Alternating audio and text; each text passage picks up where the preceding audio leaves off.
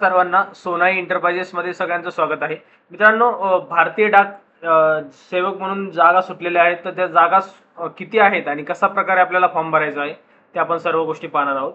सुरुवातीला पहा, इथे दिलंय त्यांनी GDS ऑनलाईन एंगेजमेंट शेड्यूल. यामध्ये जानेवारी 2025 बरोबर. ऍप्लिकेशन स्टार्ट डेट आहे 10/2, म्हणजे काय 10 फेब्रुवारीला ऍप्लिकेशन स्टार्ट डेट असणार आहे आणि जी संपणार आहे तारीख, ती शेवटची तारीख आहे 3/3, म्हणजेच काय 3 मार्चला याची शेवटची तारीख असणार आहे. यामध्ये बघा प्रोसेस काय असणार आहे फॉर्म भरायची. सुरुवातीला आपण नोंदणी करणार आहोत, रजिस्ट्रेशन. त्यानंतर अप्लाय ऑनलाईन करणार आहोत, फी पेमेंट करणार आहोत, बरोबर.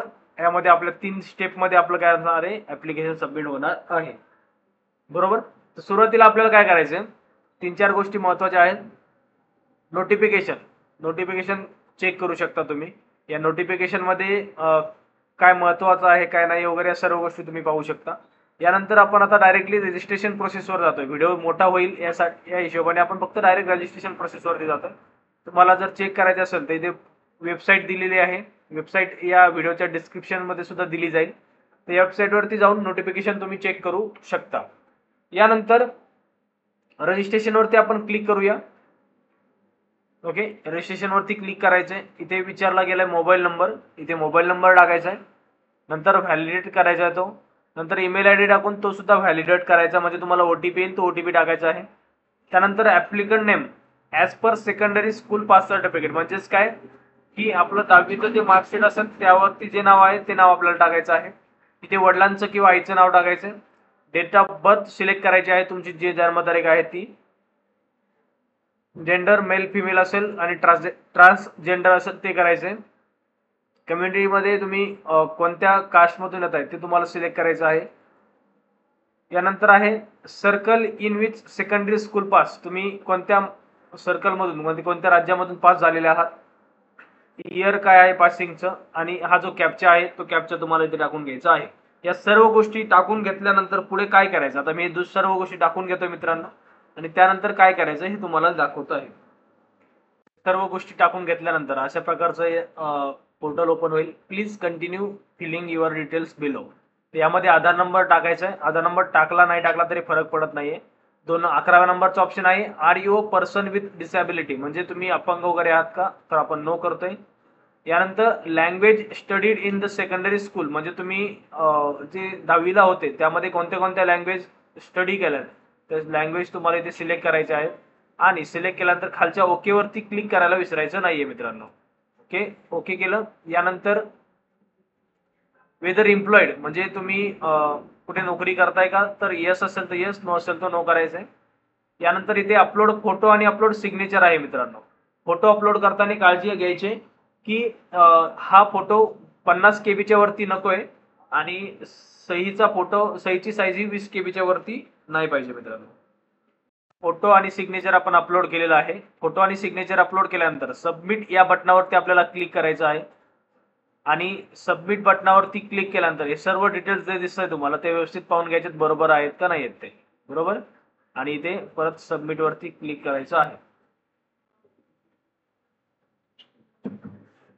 कंटिन्यू अप्लाय यावरती आपण क्लिक करूया.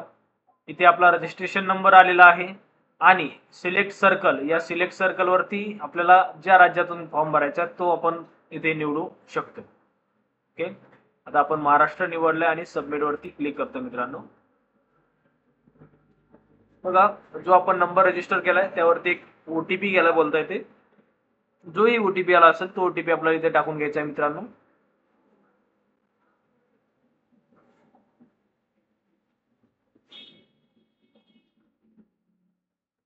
ओके, आणि इथे आपल्याला खालचा जो कॅप्चा आहे तो कॅप्चा तुम्हाला टाकून घ्यायचा आहे.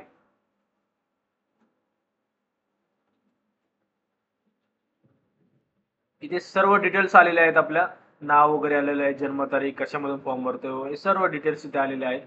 आता इथे खाली ऍड्रेस विचारला गेलाय, तर आपल्याला ऍड्रेस टाकून घ्यायचा आहे. यानंतर खाली तुम्हाला बोर्ड आहे, तर इथे जे बोर्ड असेल ते निवडायचंय. रिझल्ट काय असेल तो निवडायचा. आता बोर्ड मी निवडतोय महाराष्ट्र, आणि रिझल्ट मार्क्सचं. हे झाल्यानंतर आपल्याला खाली इथे प्रत्येक सब्जेक्टचे मार्क्स भरायचे. पहिल्या याच्यामध्ये तुम्हाला सेकंड लँग्वेज तुम्ही हिंदी निवडू शकता. त्यानंतर इथे मराठी निवडायचं आहे, आणि इथे तुम्हाला काय निवडायचं आहे, इंग्लिश किंवा हिंदी दोन्हीपैकी एक, बरोबर. आणि सेव्ह आणि कंटिन्यू करायचं आहे. तर मी काय करतोय आता, हे सर्व माहिती भरून घेतोय आणि कंटिन्यू करतोय मित्रांनो. डिटेल्स जे मार्क्स आहेत ते मार्क्स टाकून घेतलेले आहेत. मार्क्स टाकल्यानंतर तुम्हाला बघा व्यवस्थित इथे तुमचं नाव वगैरे सर्व गोष्टी येणार आहेत. आणि आपल्याला काय करायचंय की आपण महाराष्ट्र राज्यासाठी कोणत्या जिल्ह्यामध्ये फॉर्म भरायचा आपल्याला ते इथं आपल्याला निवडायचं आहे. ओके. इथे तुम्हाला दिसेल की किती वॅकन्सीज आहेत. तर बघा 10 आणि हे 2 12 14 वॅकन्सीज आहेत. तर यामध्ये तुम्हाला प्रेफरन्स नंबर द्यायचे आहेत. सिलेक्ट करायचे आहेत तुम्हाला. प्रेफरन्स सिलेक्ट करून इथे सेव्ह अँड कंटिन्यू जेव्हा आपण करतो तर तिथे आपल्याला पुढे पेमेंटला ऑप्शन येईल आणि पेमेंट केल्यानंतर आपला फॉर्म सबमिट झाला. हे अशा प्रकारे आपण फॉर्म भरू शकतो मित्रांनो. काही डाऊट्स असतील किंवा फॉर्म भरायचा असेल तर व्हॉट्सअपला मेसेज करू शकता, तुम्हाला फॉर्म भरून मिळेल मित्रांनो. या व्यतिरिक्त वेगवेगळ्या माहितीसाठी सोनाई एंटरप्राइजेस चॅनलला सबस्क्राईब करा, म्हणजेच जे नवीन अपडेट्स असतील ते अपडेट्स तुम्हाला टाइम टू टाइम मिळत राहतील. धन्यवाद मित्रांनो.